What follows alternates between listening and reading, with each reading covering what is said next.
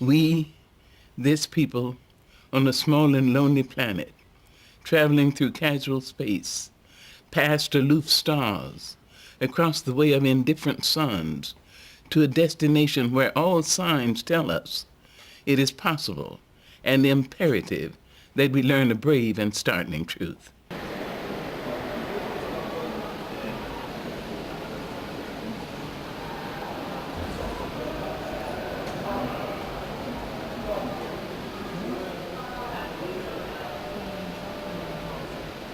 I was also pregnant, and I was 6 foot tall, and I was black back then. And the very idea of me going into United Nations made me tremble.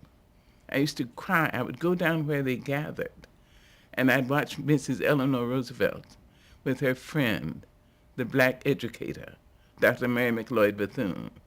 I would watch women in Asian dress and women in all sorts of clothing. And I just wept copiously. And then, 50 years after that, I was asked not only to write a piece, but to write it for United Nations.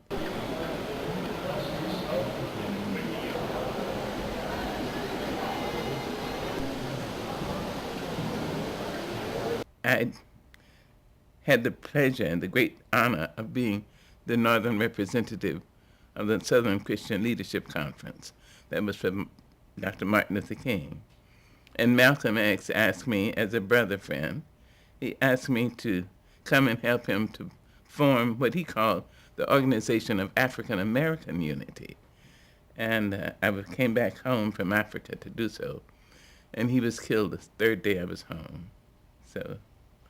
But everybody has influenced me, the good ones and the bad ones. The bad ones, I think, I'm gonna make sure you won't be around a long time. I'm working to your downfall. The good ones, same thing. I'm working to your uprising. I'm hoping and praying that the good will win.